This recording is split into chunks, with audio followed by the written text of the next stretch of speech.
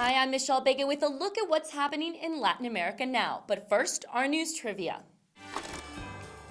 Begue is a world-recognized soprano. From which Latin American country? We'll have the answer later. We begin in Mexico with an update related to the 2014 disappearance of 43 students.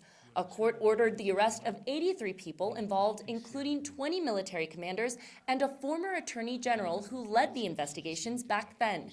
Let's go to my colleague Al Baverstock for details.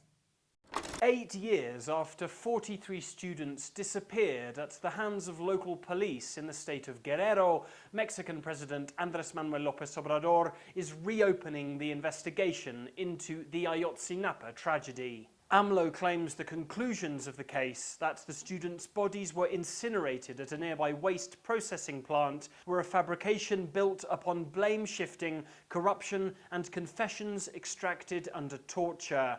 The president places the blame on the former federal attorney, who took on full responsibility for the case at the time and is seeking to prosecute those who directed the allegedly corrupt investigation.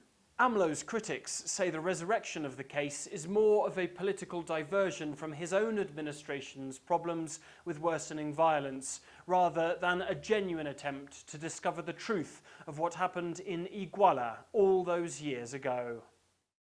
On Monday, a federal prosecutor in Argentina called for Vice President Cristina Fernández de Kirchner to serve a 12-year prison sentence on corruption allegations.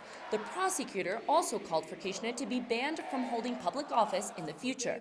Fernández de Kirchner is standing trial in a case probing alleged public works graft during her presidency from 2007 to 2015.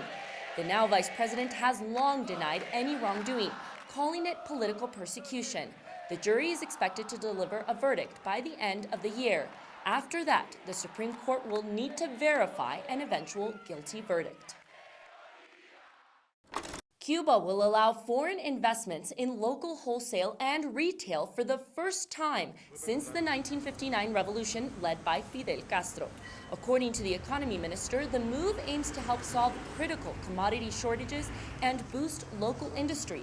Previously, foreign investment in Cuba was only allowed in domestic manufacturing and the service sector, like tourism. Check out these images of a beautiful ceremony for couples who got married in the famous Lake Titicaca, shared by Peru and Bolivia. The weddings took part on the Peruvian side and included an ancestral Andean ritual of offering to Mother Earth so that the couples may live a good life in happiness and prosperity. The couples from different parts of Latin America said they were happy to celebrate in such a unique way. Yo a ella la conocí mediante una aplicación por las redes sociales. Nos conocimos, así fue bonito y hasta ahora.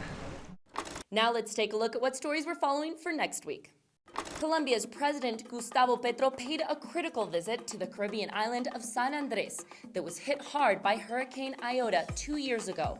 He not only drew attention to the dire economic situation for the tourist island, but he also called for an investigation into the funds used to rebuild the island after being devastatingly hit in 2020 by Hurricane Iota. He said reconstruction of homes were suspiciously costly at more than $140,000 per 70 square meter homes, questioning why construction companies from Bogotá were sent in to do the job without considering local architecture and materials.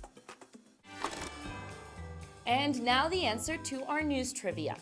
The answer is B. Soprano Begue was born in Buenaventura, Colombia. The city on the Pacific Ocean has notoriously suffered from violence. And seeing the deteriorating security situation, her parents paid for her to study in nearby city of Cali. Despite difficulties, she received top training in classical music. The Afro-Colombian has gone on to travel through the 5 continents to share her talented voice, performing in opera productions, concerts, and recitals. That's it for this week. We'll see you again soon on Latin America Now.